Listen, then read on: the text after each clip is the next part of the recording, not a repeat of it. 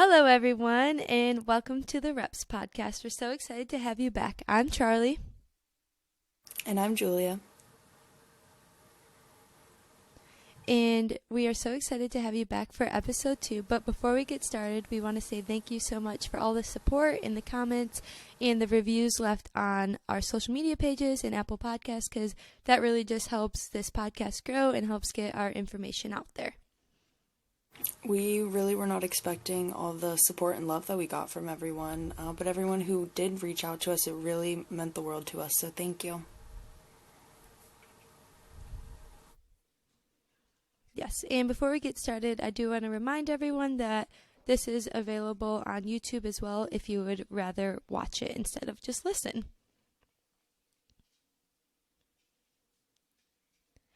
Now, to get started on today's episode topic, we are going to be talking about athletic identity.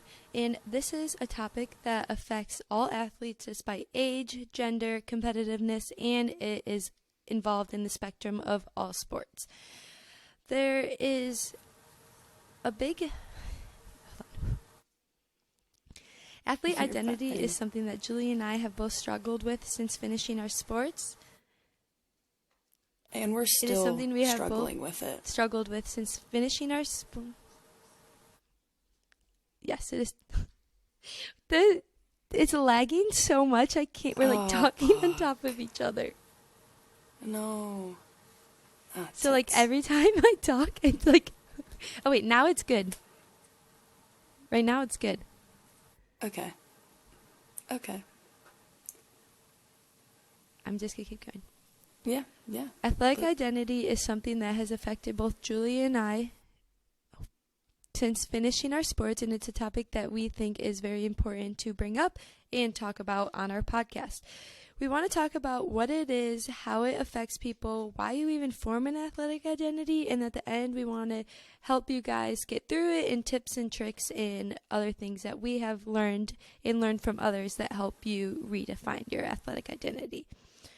So to start off, your athletic identity is the degree to which an athlete identifies within an athlete role.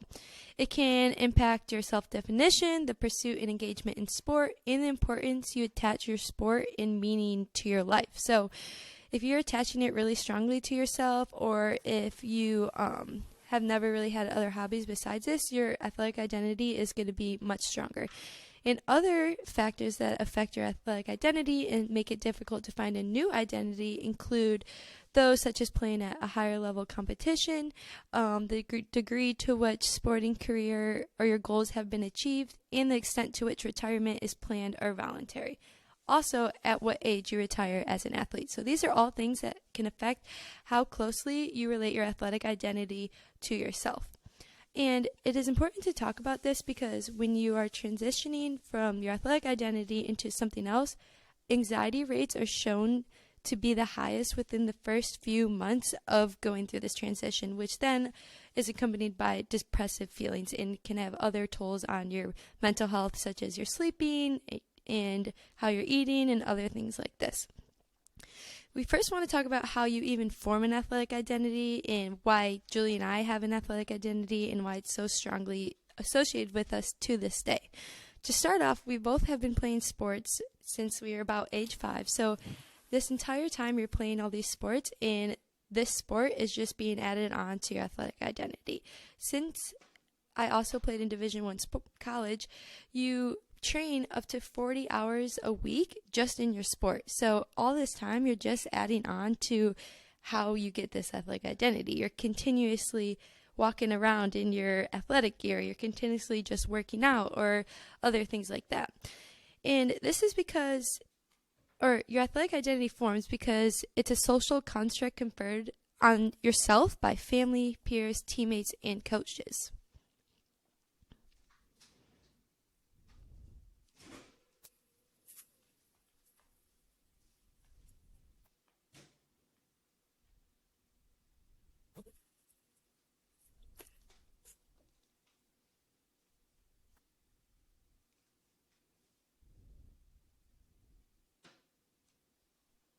Can you hear me?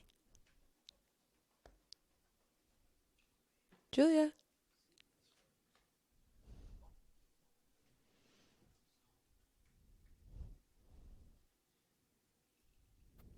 Can you hear me? Can you hear me now? Now I can. Hello? Yeah, Hello? Okay, you started cutting out again, and I said, oh god, oh god, oh I god. can hear you. Okay, so what we mean I by can hear you. that is... Okay, perfect. Are you ready? Okay, so what we mean by that is, as you're growing up and when you're in sports, there's a stigma that's attached to me being a volleyball player. There's a stigma attached to Charlie being a soccer player. So, as we're growing up, we are playing these sports, and now we are choosing to pick these sports and play these sports over going to social functions or family functions, such as Thanksgiving, hanging out with our friends, school dances. So because that we are choosing to be an athlete over these other things, family, friends, they now just associate you as a volleyball player, a basketball player, a volleyball player. So now that becomes such a sole part of your identity, you're just carrying through that with all the years that you're playing your sport.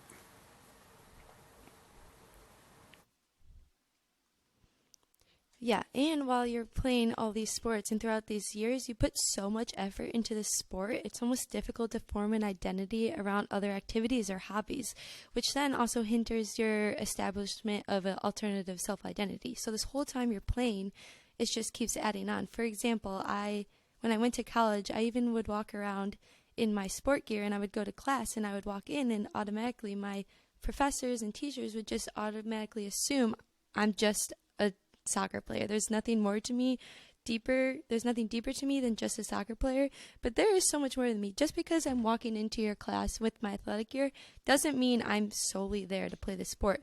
But these little things add on to your athletic identity. Even when you're walking around campus, you're normally just hanging out with athletes, or you normally only hang out with athletes.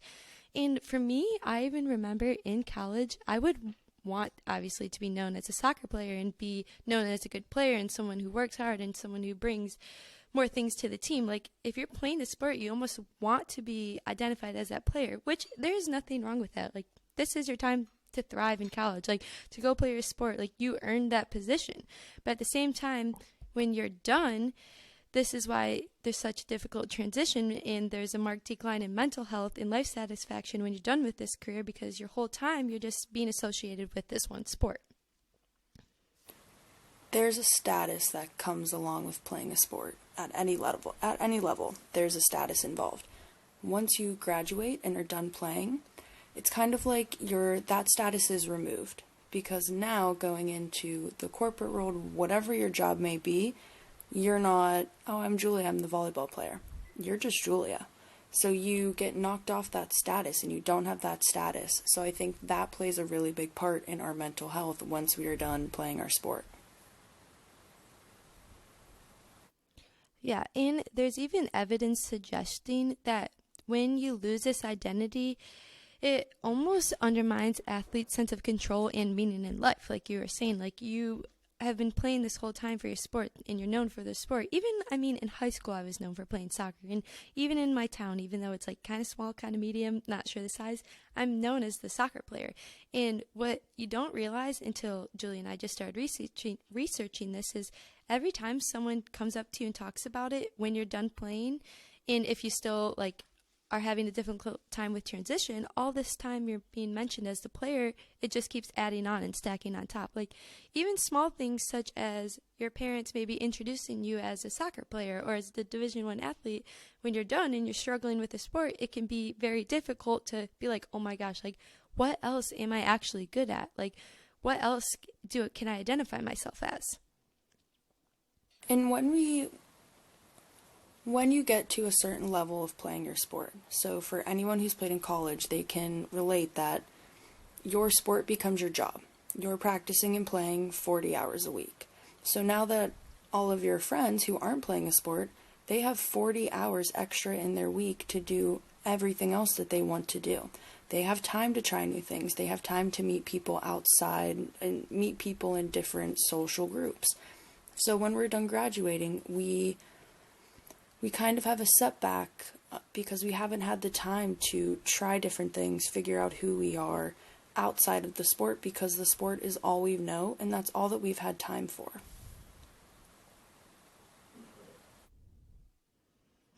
Exactly. And then also to add on, the time at which most college athletes are graduating, as Julia was just saying. The typical college student didn't have to do all these things, and now that they're graduating, they don't have to find a brand new identity. They went to school and they knew, like, oh, I'm going to be a doctor, oh, or I'm going to be a teacher. Like, this identity is already kind of forming. But when you're in school playing a sport, you have to be selfish with your sport, and you don't get to experience these other hobbies and other activities. And then so when you're graduating, this is when other peers are solidifying their identity development and establishing intimacy and finding jobs.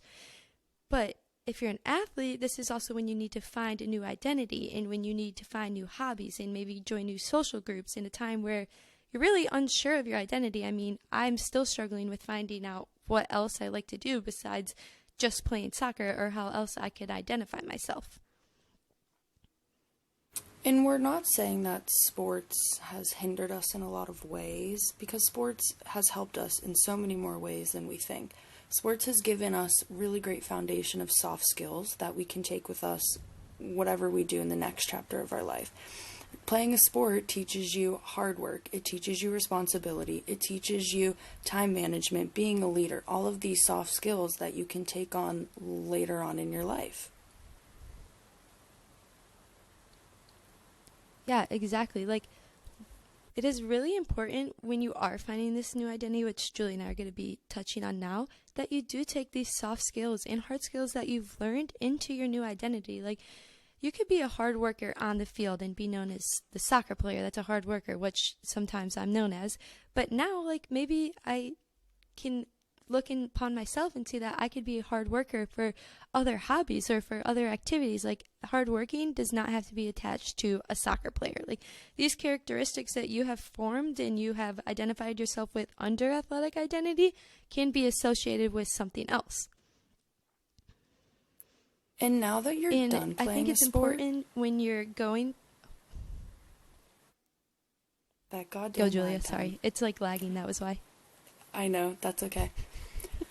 Now that you're done playing a sport, now you have all the time in the world to do the things that you weren't able to do while you were playing a sport. But now you also have the freedom and the time to do things that you wouldn't normally do. It's a chance to step out of your comfort zone, try different sports, try different hobbies, experiment. This is the time to do it and get out of your comfort zone.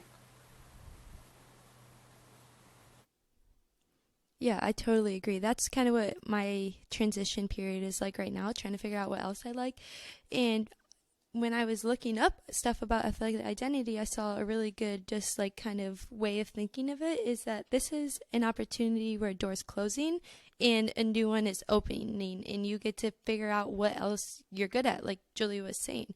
But it is really important when you are finding this new identity to stop, think about it, and not just find one true self and just one identity. As I was saying, you are so much more than just this soccer player. So or this basketball player, this volleyball player, or this softball player. Like, when you are done with this, just know that you don't automatically have to go into one little category. Like, now that, whatever, if I'm done playing soccer or not, I don't need to just be this person. I could be this person and this person and this person, and give all my energy into new things and new hobbies. And it's like a good transition period in which you could hold on to some things and let go of other things. Like, maybe you don't need to be so obsessive over one thing because you're not playing a sport anymore, and you can put all that energy and time and focus into something else. During this transition period, there's definitely a grieving process that goes along. You kind of are grieving the loss of having the teammates, having the practice every day, the set schedule, other people pushing you. Now everything's just on yourself. It's on you. So allow yourself the time to kind of grieve what you will no longer have, but also use this time to find yourself and explore different things about yourself that you might not have known, or things that you didn't know that you liked. Julie, can you maybe give us some examples of like what your grieving was like, or some new hobbies you've fallen into and things you enjoy? My grieving process was, and there's some days that I'm still going through the grieving process. I spent about 3 months just being at a very low point. spending 3 months of just figuring out day to day, feeling lost, not having a purpose, not knowing why I would wake up every day because I don't have a schedule, nobody's here pushing me. But I started doing a lot more journaling during this time, and Charlie knows that I love to journal. It's a really great way for me to figure out what I like, what I don't like, what I want out of my life, and kind of refocus my life, and that kind of helped me get on a better trajectory. I kind of got out of my comfort zone by just trying new things. Switching up, for me, the biggest thing was switching up workouts. And, me and Charlie are going to talk about this, a whole episode on working out. But trying different workouts that made me excited to go to the gym. It's just, honestly, I had to push myself to get out of my comfort zone. Yeah, for sure. And I bet you there's a lot of other athletes out there that are still going through this process or just entering into this process.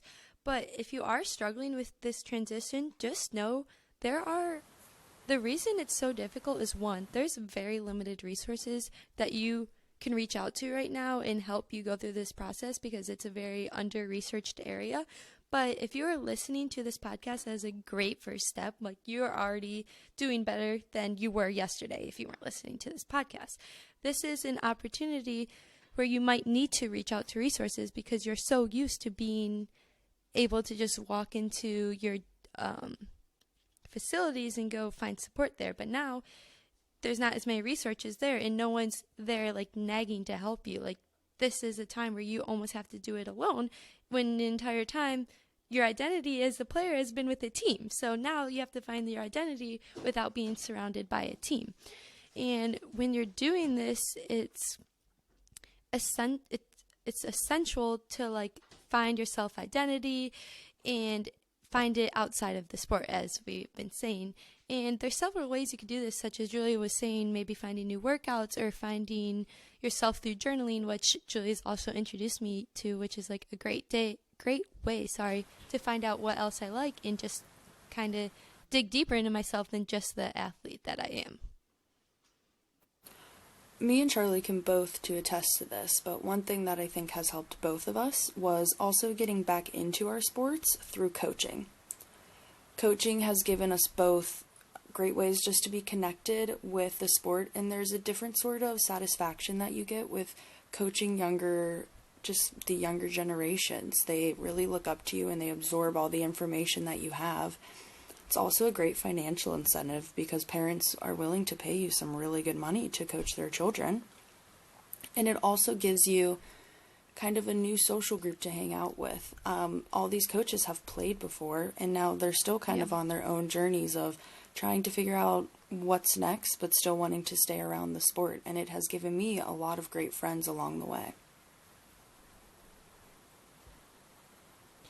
Yeah, definitely. Becoming a supporter of the sport or a mentor or a coach is just a great way to transition into a different experience with the sport. Instead of maybe just being a player, now you get to be a coach and a mentor. And this past summer, I was actually coaching a lot of kids and helping them find their new identities within the sport, which was really like a powerful experience and kind of gave me new insights into the sport and made me reflect on my past experience and gave me the opportunity to help these kids find their new identity with the sport. And they also were calling me coach and calling me like an older sister, which was great because it made me realize like, wow, even though I played for all these years and I normally identify myself as a player, I could finally identify myself as a coach, and I could help these other kids figure out why, or I'm going to cut this part out because I don't know what I'm saying. It's okay. But basically, as I was coaching, it helped me realize my new characteristics about myself and my new hobbies, such as coaching. And this could just be a great experience if you want to try and stay around the sport and maybe find a new love for it. Because there's so many other kids that want to keep playing. And as Julia said, you could find a new friend group to hang out with. You could connect with the youth generation. And this could both help like your emotional and your esteem about yourself. It gives you a new sense of purpose moving forward, which I think when you're done playing a sport, the structure around you, losing that structure, losing that purpose to wake up every day because you have practice, lift, games, whatever it may be. Once you lose that, it's very hard to self-motivate yourself. It was very hard for me to self-motivate myself, not having a purpose. But through coaching, it has re-given me a purpose. It's a new purpose in life.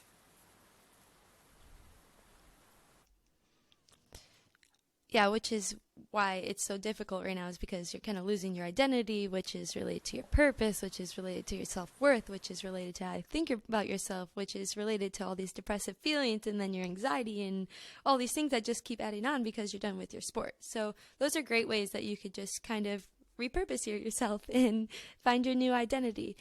And I don't know what to say next. We can just say, lastly, these are, along with finding this new identity. Yeah, I wanted to say real quick some points and then talk about the parents. Is that okay? Yeah. Oh, yeah.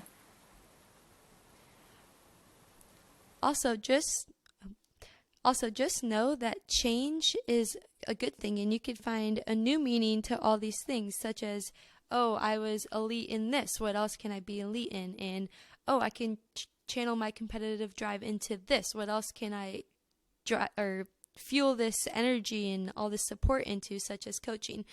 And then realize again what you've gained as an athlete and use that positively. Like, use everything you've gained with this athletic identity and these characteristics into something new and positive and enlightening for yourself.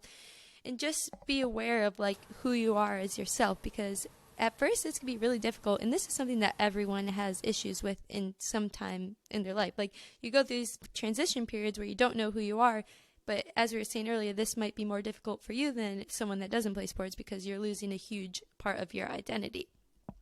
But just realize that your self-worth is so much. You're so much more the athlete. This is something I've really been struggling with, and that has made me anxious, is honestly just finding out why I'm even more than an athlete. Because at times you could be like really depressed and be like, oh my gosh, no, I'm just an athlete. I don't know how else to survive besides playing my sport. Like, this is miserable. I need to go play. But then, as we were saying, the things you could do, I sat down, wrote about it, and tried to just think what else I can do. But just know it's not going to be easy, and be kind and gentle to yourself. And we just want to we want to say that if you are friends and our family listening, this is one of the most difficult times for your athletes. And family, you play one of the most crucial roles in this transition, because your kid or the athlete is going from being with all the support 24/7 to absolutely nothing. No one has reached out to me once. No one has asked me how I'm doing after playing soccer. No one even knows that I went and played in Israel from playing at Akron. Like, I think that is just adds on and makes it so much harder. But if you are the family, just know you play an extremely crucial role, and you could help maybe with work opportunities or career assistance or just overall emotional support. Ask how your kid's doing. Ask them, like, hey, do you need help finding new hobbies? Like, maybe get them out of the house. Maybe help them find something else besides the sport that they've been playing their whole life.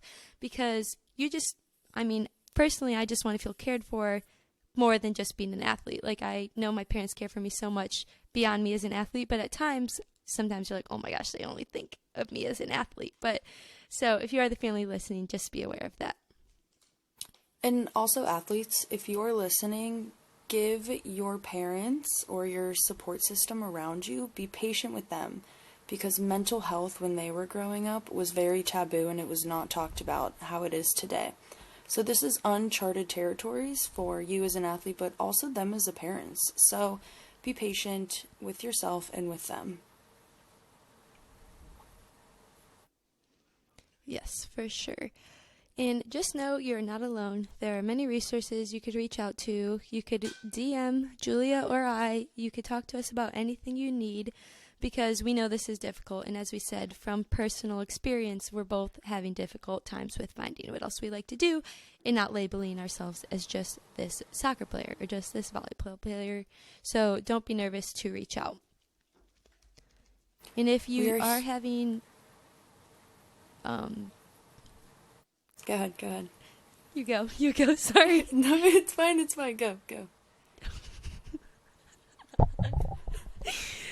And if you are having like anxiety or depression about this, just sit down with yourself, and maybe you need to go talk to someone else, a more licensed therapist than us, and don't be scared to reach out and have someone help you, because this is an extremely difficult time, and almost 50% of athletes do go through this rough transition period after they're done playing sports. It is a hard transition period, but just know that it is better on the other side, and you will be better at the end of the day. Even if it's me and Charlie and a good friend of ours used to say in the UK that we are just trying to get 1% better every day. So take that with you every day. And one quote I do want to say before I forget that I found that I think encompasses the athletic identity and things you struggle with is, "It is a crisis hidden beneath a facade of strength and silenced by the roar of the crowd." But I want you guys to change that and not let it be something that's hidden. I want you to be proud of yourselves and be proud of who you are and be proud of the characteristics you've gained from this athletic identity, and also stand up for yourself and don't be silenced by the roar of the crowd or the roar of your family or of anyone else, because you are a great athlete, you're a great person, and there's so much more to you than your sport. And again, we are here if you ever need anything. You know, our goal is to make a community, so the more you engage, the more this becomes a community. Yes, thank you so much for listening to our podcast about athletic identity and repurposing yourself after sports. Please leave a review, write a review, leave us however many stars you think this episode deserves, because we just want to, as Julie said, create a community for others to reach out and have a safe space to talk about their mental health and the things they're struggling with. Thanks, guys, for listening. We will see you next time. Bye! Bye, Charlie. Love you.